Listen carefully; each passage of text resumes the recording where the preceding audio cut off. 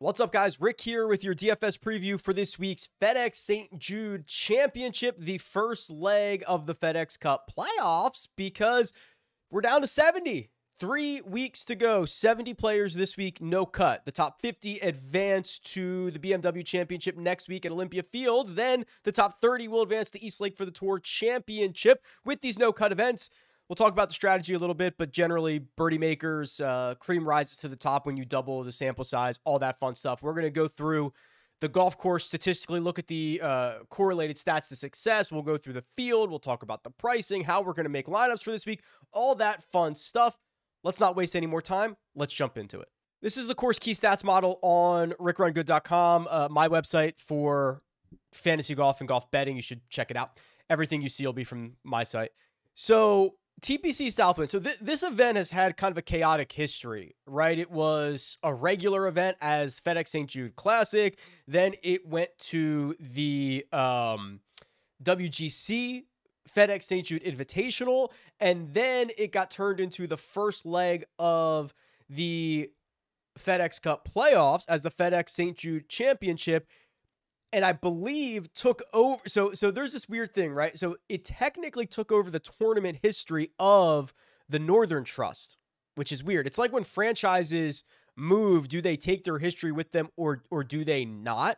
It's really bizarre, but long story short, everything that you see from me is going to be TPC Southwind related. Okay. That's the golf course. Despite the schedule, whatever we've called it, the field that's been there, TPC Southwind has been a staple on the schedule. So everything you see is going to be Southwind related. Even the golfer profiles, you'll see instead of the tournament here, I have the course history loaded in. So to just show you TPC Southwind stuff. So I thought that was way more relevant, obviously, than showing you anything else. This is a par 70, 7,200 yards. The greens are smaller than tour average, 4,300 square feet on average. The regression model, I think, points out two separate things, 2.5 things. What you'll notice is approach play and putting are more correlated to success at TPC Southwind than most other courses on the PGA Tour schedule. So the way that this reads is as follows. Strokes gained approach, which ranks 9th. There are 8 other courses on the PGA Tour in which strokes gained approach is more important or is more correlated to success. Strokes gained putting, same thing. That's 9th. So despite that, in terms of raw value, approach play is, I don't want to say nearly twice, like 1.5 times more important than strokes gained putting is, but relative to other golf courses where strokes gained, the strokes gained putting numbers, it's more important here at Southwind than other places. The half that I was referring to is off the tee. So off the tee ranks 14th. So that's top third or so on the PGA Tour schedule, maybe top 28%, something like that on the PGA Tour schedule. So we're looking at approach play, we're looking at putting, and then off the tee is obviously going to be a little bit of a bonus as well.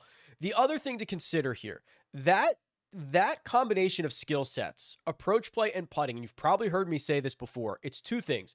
One, it is a very high upside pair of skill sets to have. Because when you are on, you start throwing darts and then making all the putts. And you see some of the best rounds that we see on the PGA Tour, some of the best weeks that we see on the PGA Tour are buoyed by approach play and by putting.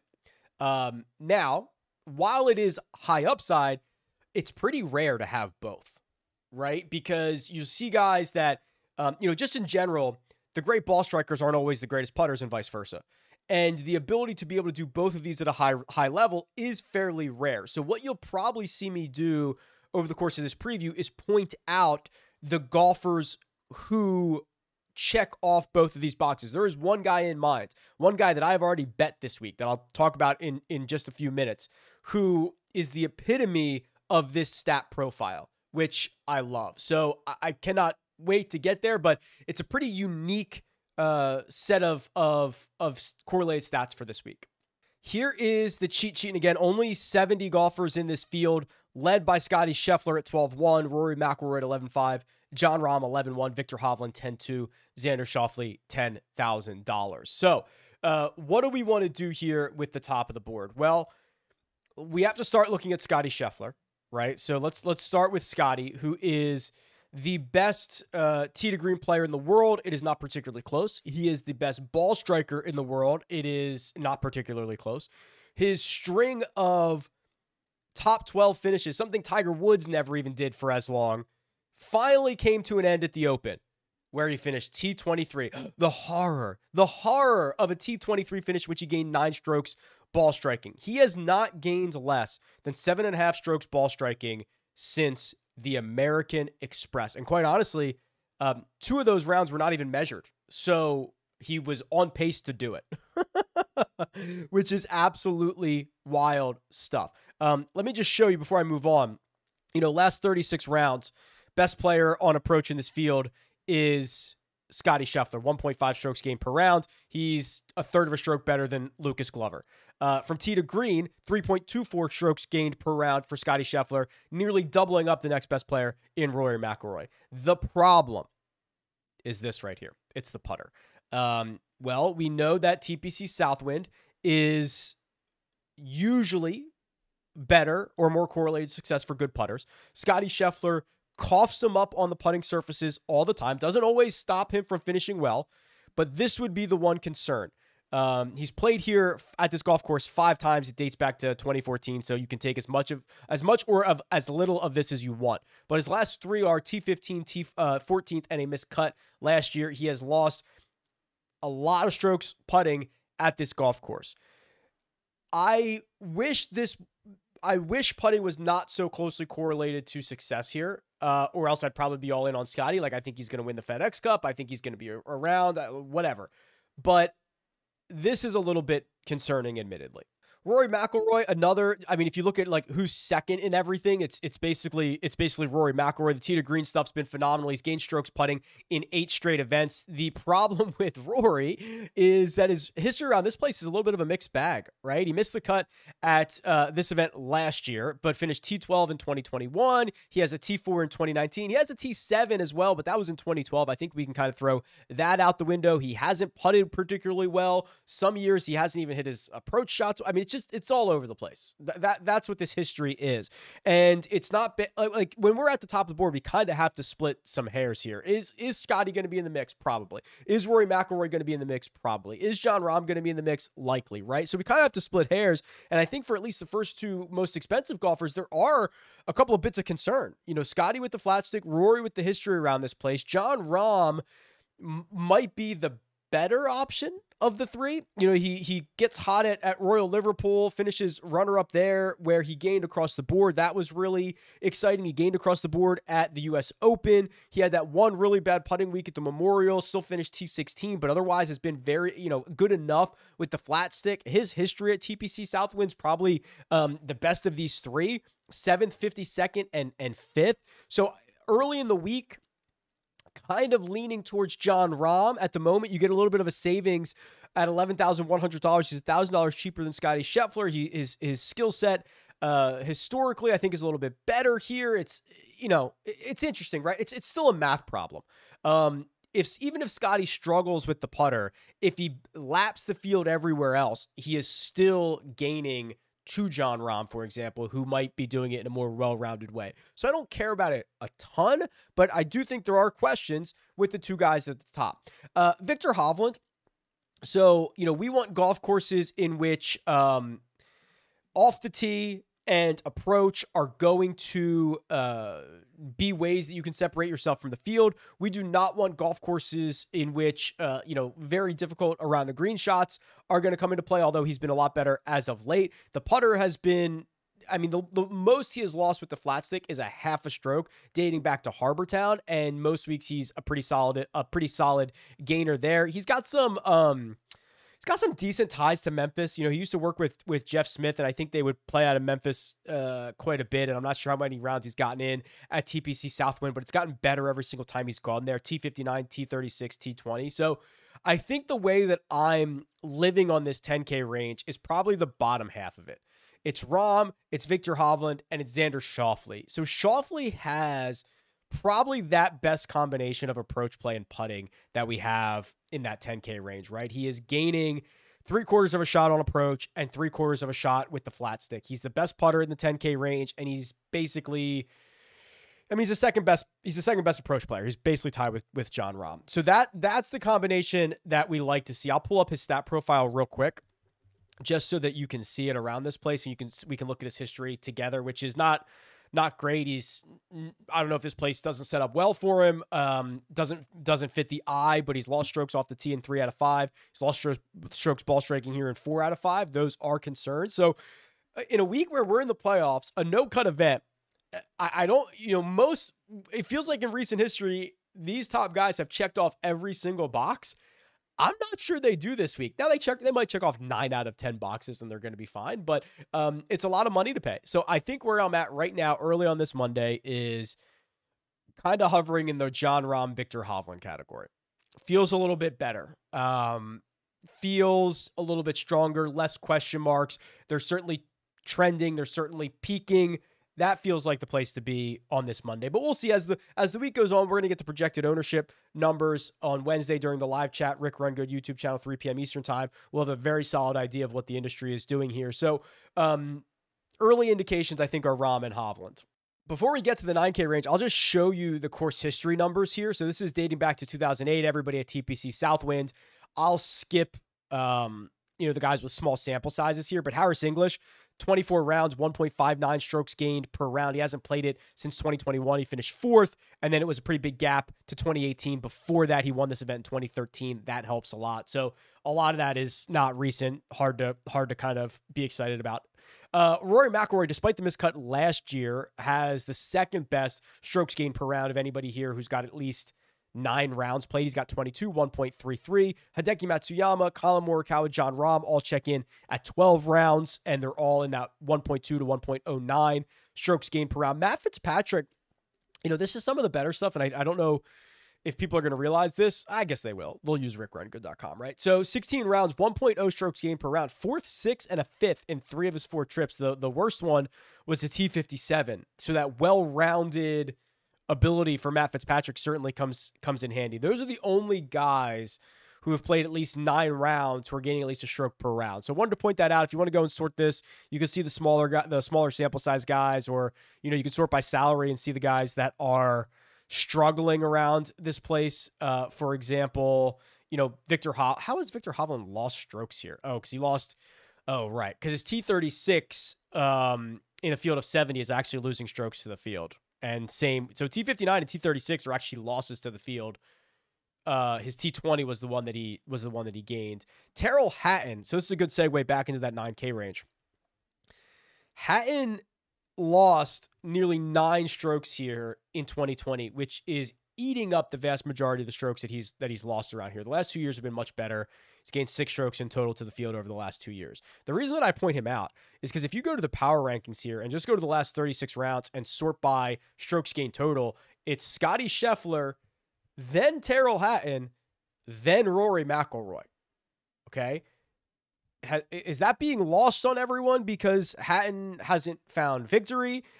Is it lost on him because, I don't know, he's not an American? Whatever it is, he's playing literally some of the best golf in the world right now. And the results are following. I mean, let me read off a couple of these results.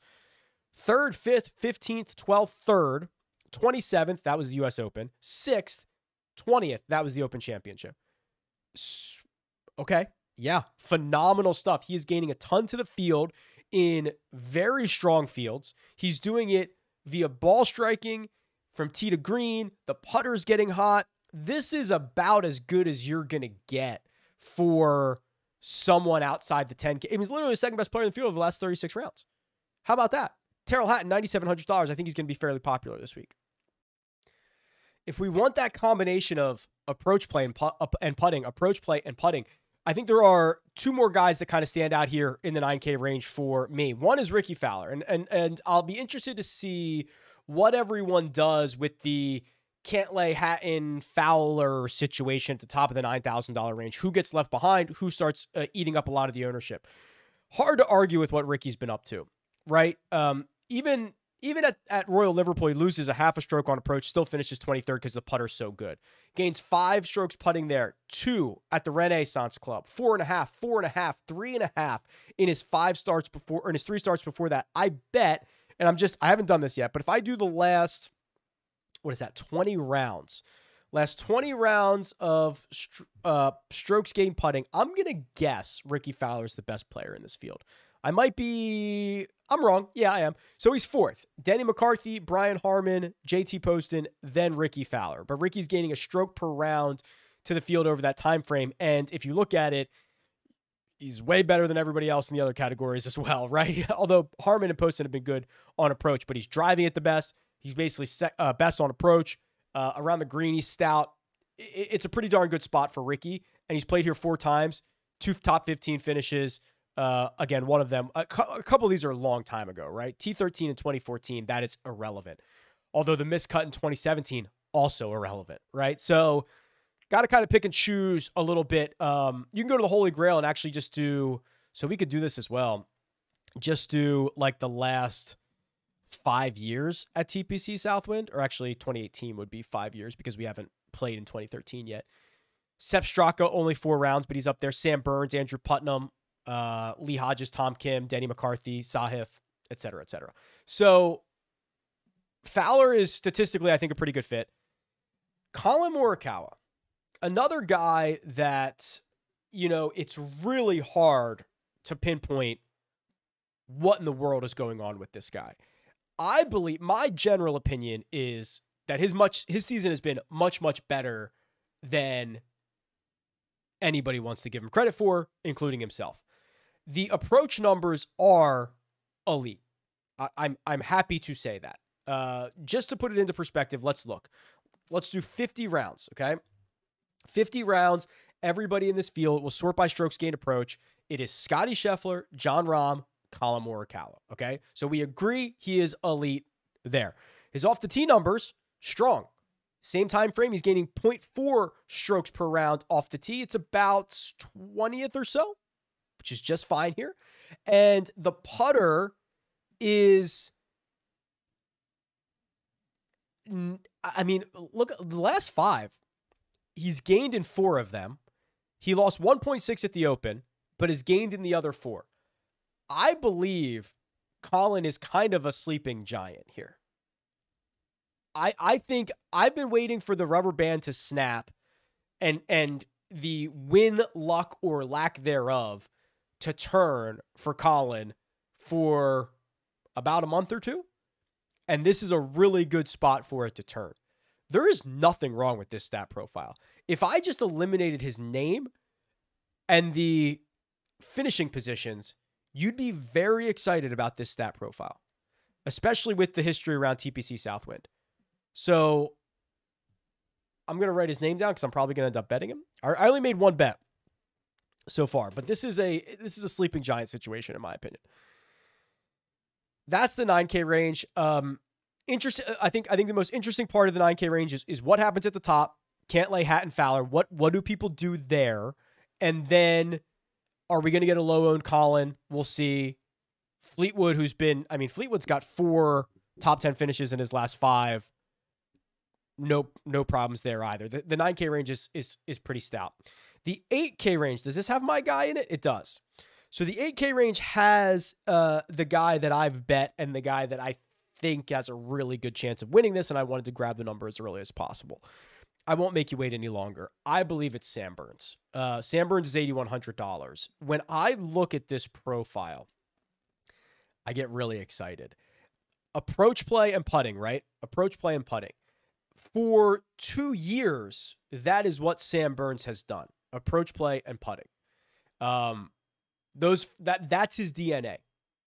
When you look at what he's doing recently, he's back to being pretty darn good on approach. He loses on approach in both the links style courses, Scottish Open, Open Championship.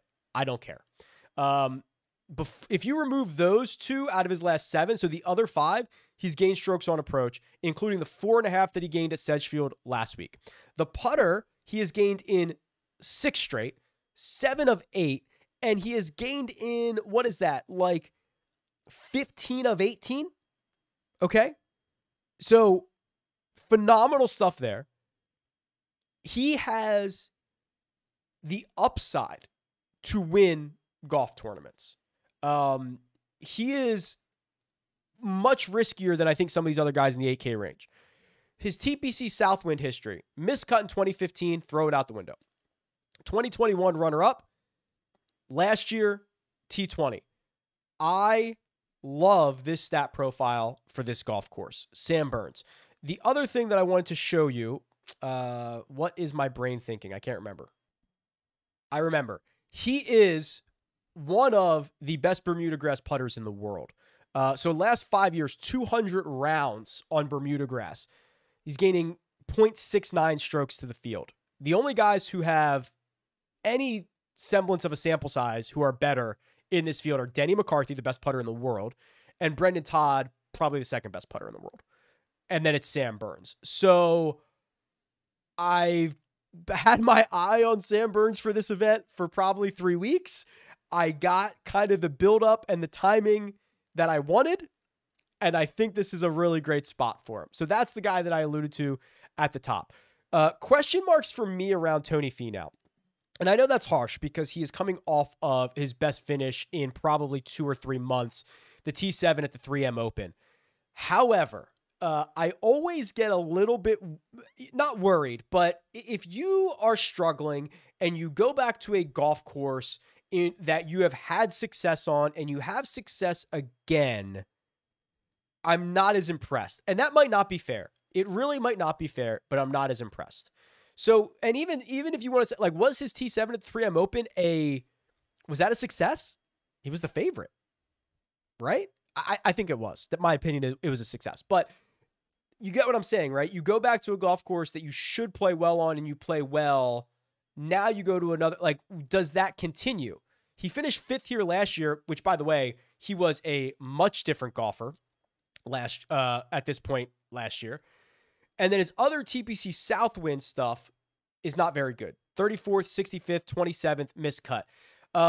He will, so again, that idea of franchises moving and who gets the history. So again, I believe the way the PGA Tour has technically done this is now the Northern Trust history. So if you are only looking at tournament history, you might see a win. So let me see how they've done this. So FedEx, pretty sure this is how they've done this, right? St. Jude Championship takes over the Northern Trust history, right? So you'll see he wins at Liberty National. Well, that's not this event. It's not this golf course. I guess technically it is this event. It's not this golf course. So really strange. Just stick with the course history around this place. So I need to see one more week out of Tony Finau.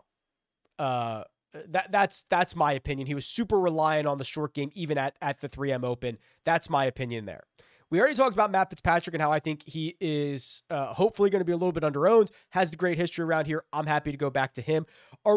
Is anyone sleeping on Max Homa? Have we forgotten Max Homa exists? Because he has quietly put together a 21st, a 12th, and a 10th. When he plays well, he's well-rounded. He's a strong putter. He's gained multiple strokes putting in 5 of his last 8. We've seen flashes of brilliance in the ball striking categories. 8.5 at the Open, 7.5 at the Rocket Mortgage. That's good news. That's the good news. The other good news is he has legitimate top 10 upside. Even when he wasn't playing great, right? This spring and summer, I don't think Max Homa is writing home about this, right? I don't think he's thrilled about it. But even during that stretch, he's got 4 top 12 finishes and 5 top 25s amongst some missed cuts in there. But I do like the upside. The issue that we're going to have is his 6 starts around this place. He's gained strokes to the field once. Again, I can throw out 2015. I can throw out 2017. I can even throw out 2019, which is his worst. Can I throw out 2020, 52nd, 2021, 51st, 2022, T42?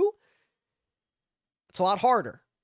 So I'm hoping this kind of gives us a pretty low-owned Max Homa situation because I like the path he's on. I like the path he's on a lot. Interested to see what people do with Wyndham Clark, $8,500, and Cameron Young, $8,200. I think it is skill set wise a very good place for Wyndham Clark. In fact, that is probably going to be true in most places until proven otherwise. If you've been watching this channel, you're sick of hearing about Wyndham Clark at this point for the last 9 months. But I will just reiterate for new people, he was always very good off the tee. He has always been very good with the putter. He has added a new dimension, which is phenomenal approach play this year, and it has unlocked a lot of phenomenal results. As you can see, major champion now, just phenomenal stuff. And there's no reason to think this is going to stop anytime soon. I don't think it's a fluke. I don't think anything like that. I think he sets up well for a lot of golf courses. The Cam Young stuff is a little bit more interesting because his, when he's best, he drives it awesome. He putts it awesome. His short game is good. Although he is, he probably has some of the largest ranges of outcomes on the putting surfaces out of any of these really good young golfers. Just in the last 2 weeks, it was a +2 and a -4. Then he goes +3, -3, +1, -1, -5, -4, right? I mean, the literal range of outcomes for him putting this week might be -5 or +5, which is a little bit scary. So that's the concern around Cam Young, but I think this is probably an okay spot for him. And if he and Paul Tesori can vibe around this place, I think it'll be really good. I don't necessarily care about the miscut, the 3M Open, coming back from the Open and playing well there, whatever. Call it letdown spot, call it whatever you want. I'm not as worried about that. Before we get to the 7K range, I want to congratulate Croquet 037 who won our little listener league contest. It's tiers Pick'em tier style. Sung JM, JT Poston, Steven Yeager, Brendan Todd, Cam Davis, Nikolai Højgaard. Phenomenal lineup. Did not even have the winner. Didn't need it. 6 guys, double digits under par. He won $495 with that team. Congratulations. We did a little bit of a top heavier payout. It filled very quickly last week. I think it filled on Tuesday. So I'm trying to make it bigger this week so that it doesn't fill as quickly and we can get more people in.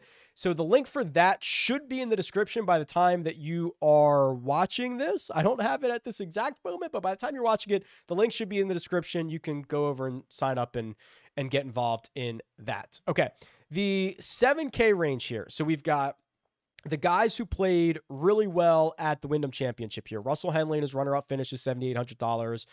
Benny On and his runner-up finish is $75. JT Poston, who now has 4 top 7 finishes in the last 5, is $7,300. And then Cam Davis, who had another good week, back-to-back top 10s. Then, of course, our winner, where is he? Right there. Lucas Glover, $7,400 is in this range. So this is a kind of like this is like the recency bias range. What are you going to do? Are you going to be out on Denny because of the miscut? Are you going to be in on these other guys and try to chase some more good finishes? I am fascinated to find out what everybody does with Tom Kim, who did not defend his title at the Wyndham Championship last week. He actually tore a ligament in his ankle, but he did that, I think, Monday or Tuesday of the Open and still played through it and finished runner-up. So I'm sure it doesn't feel great. I don't know how a couple of weeks of rest has done it. Hopefully we can get him on the presser sheet for this week, or hopefully someone will ask him like, hey, Tom, how you feeling, bud? But I can't imagine it got any worse, right? I mean, you always wonder, if this was football, you'd be like, oh, okay, well, now that the adrenaline has stopped, it's going to swell up. It's going to do all that stuff. But it would have done that every night of the Open Championship, right? And he still finished runner-up. The trend that he's been on is really strong. He's gained 7 strokes on approach at the U.S. Open, 5.5 at the Travelers. He lost and missed the cut in Detroit, +4.5 at the Scottish, and then +2 at the Open, which we talked about. So the approach play's been really good. The putter's getting hot. 11 strokes gained in total over those 8 rounds overseas. Hopefully, and a 13th place finish here last year. Hopefully, everyone wants to go to Russell Henley, give him another chance. Everybody wants to go to Lucas Glover or buy back in on Denny or Benny On or whatever that might be. What are we doing with Tom Kim? I think I'm happy to be in. Again, I don't know how the ankle could be worse than it was already. Maybe, I mean, obviously not a doctor, but that's my opinion. Hopefully we can get some quotes from Tom this week.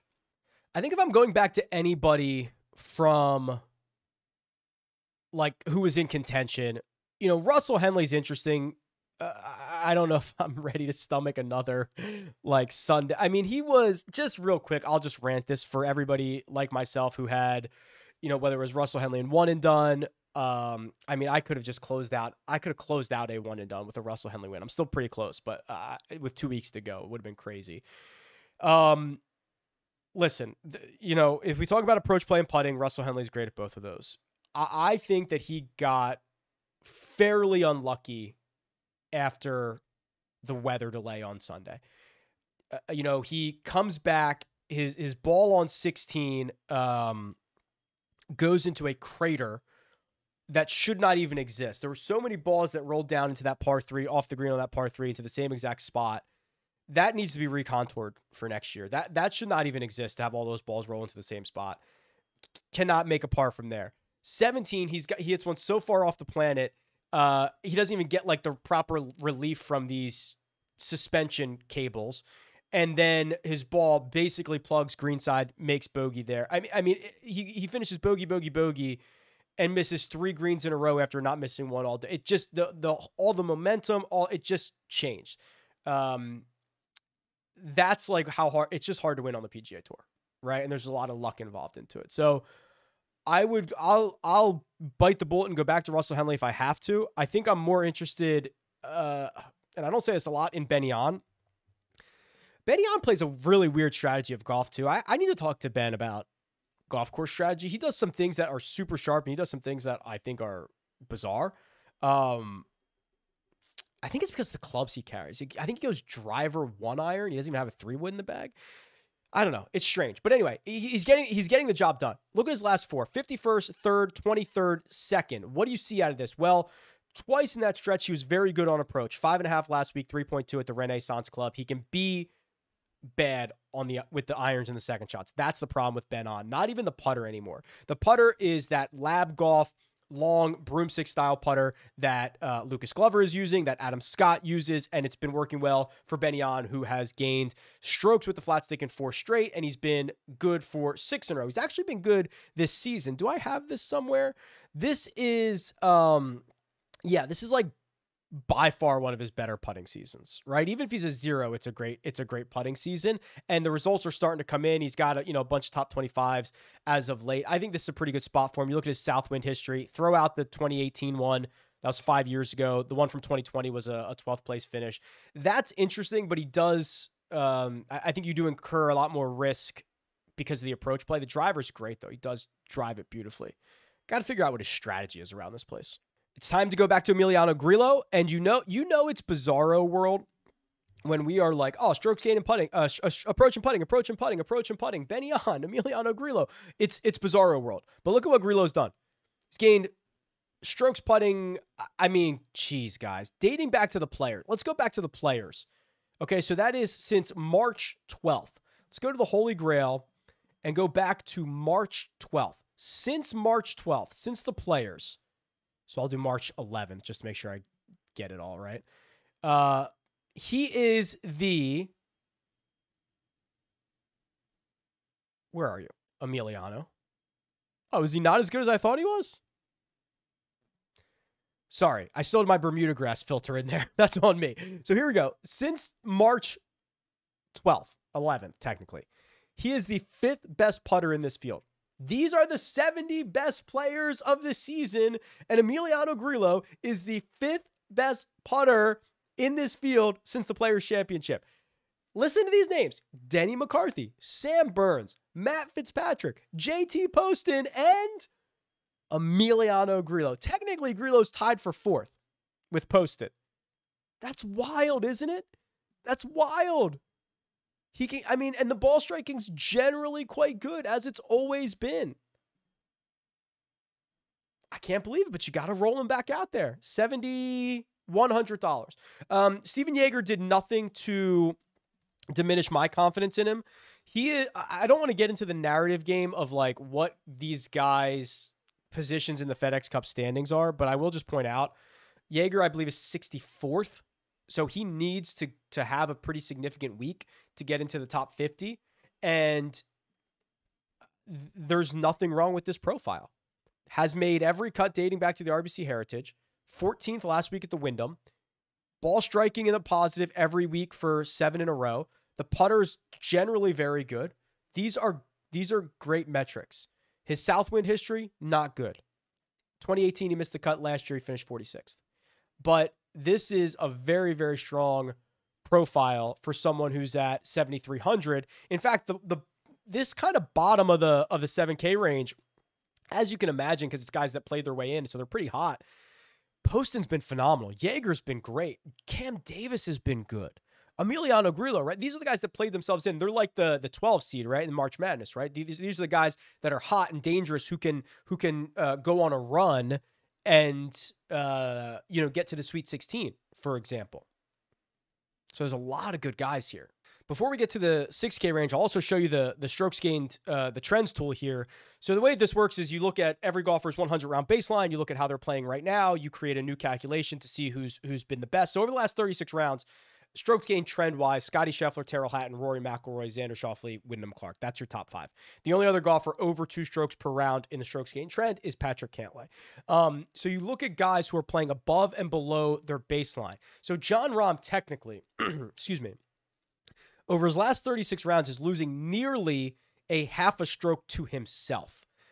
And he's still like the 7th or 8th best player in this field. That's crazy. The way that he's losing it is with the putter. So I imagine if we scroll down, we are going to see, so this is the breakout candidates, guys that if they continue to hit it as well as they do and get back to their putting baseline, where are they going to break out? And you can see Jon Rahm is in a pretty good spot here. Not hitting it as well as we would like, compared to himself, obviously, but is due for a lot of putter regression. Some guys in the best quadrant to be in, Sam Burns, JJ Spawn, Matt Neesmith, Hideki Matsuyama, Siwoo Kim, even Scotty Scheffler to an extent. So if you sort this by salary, which is kind of what I want to do here, you can see, even Rory and Jon Rahm are losing to themselves. Now, those are still very good baselines to have. Max Homa, Tony Finau losing to themselves. Tony's losing a ton to himself. What else do we have here? Let's actually sort by guys who are gaining. Yeah, like Glover, hottest guy. Grillo, hottest guy. Wyndham Clark gaining to himself, and that baseline was already really good. This is why I love Wyndham Clark, right? For the last 9 months, every stat just points at Wyndham Clark being a phenom, basically. It's really cool. Who else? Poston, awesome. Vincent Norman, great. Right? So you can just kind of scroll through this. For guy, 6K, Mark Hubbard, who's, he's definitely disappointed some as of late, but yeah, these guys are playing well. So let's go back to that 6K range. Eric Cole, despite my concerns of inaccurate and short off the tee, went out and finished 14th at the Wyndham Championship last week, which is now really, really good because the skill sets that he does have, approach play and putting, we know are weighed heavier here than in most places. Or rewarded here in most places. Let's look at his off the tee numbers just quickly from last week. Yeah, more of the same. So he needs, it stinks, right? I wish he was any better off the tee because he needs to overcome losing 2 to 4 strokes off the tee with the rest of his game. Now he's done it well enough, but it's hard to win this way. Now he doesn't need to win. If he finishes T14 again, we'd happily take that. But I think there is at least a little reason to be more optimistic this week than there was last week for Eric Cole. Just for those who are not as familiar with Vincent Norman as others, he got that win recently in an opposite field event. I think it was, Barbasol, followed it up with a top 25, and he made the cut at the 3M Open in the Wyndham Championship. They weren't pretty, 50th and 58th, but he has significant approach upside. He has significant off the tee upside. He has significant putting upside. It's just a matter of getting all of that to work together. He's very young. He's very raw. It just absolutely mashes the golf ball. It's crazy, crazy stuff. Wouldn't mind that, but I think you're going to take on a lot of risk in that department if you end up going that route. We'll run a model to see if anybody else stands out, but it is a little disrespectful to Sam Ryder being the min price, right? He's coming off a 7th and a 38th. I know it hasn't been great, but the minimum for Sam Ryder feels, so his last 4 are 38th, 7th, miscut. But 3 times in that stretch, he's gained 4 more strokes on approach. He's a pretty good putter. What's he done here? 51st and then missed the cut in 2018. I just don't think he should be. I mean, let's just sort this by strokes gained total for the last 36 rounds. I mean, where is Sam Ryder? I mean, it's not great, but he's better than Kuchar, Riley, Stevens, Hoagie, Montgomery, Buckley. He's better than those guys. And shorter term, he's way better than those guys.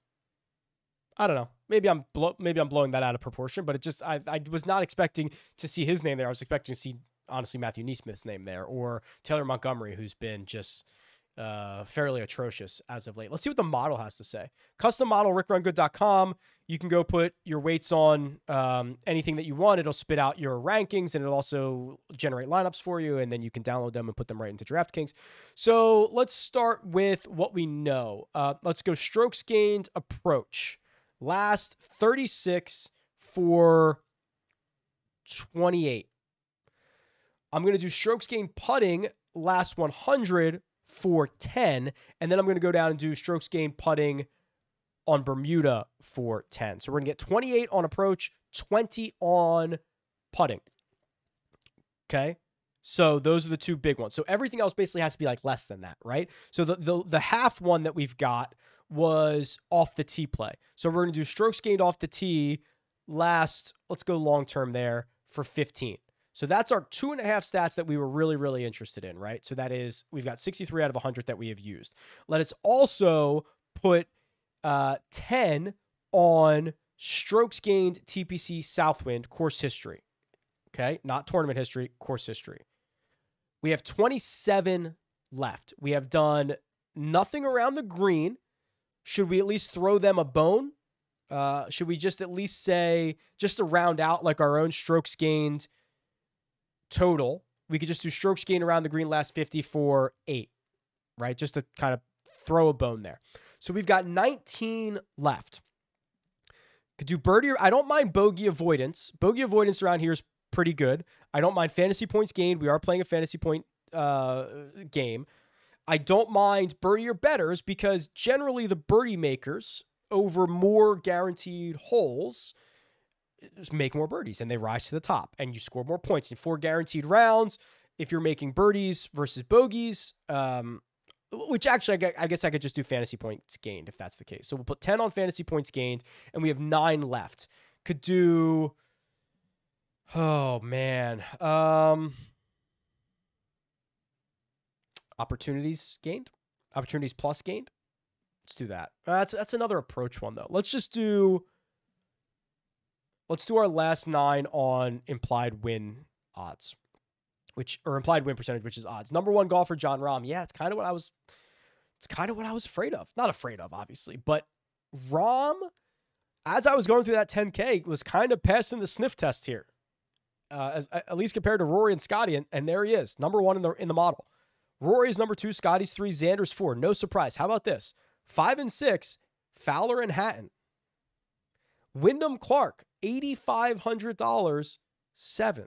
Matt Fitzpatrick, 86, 8th. Colin Morikawa, 9,000, 9th.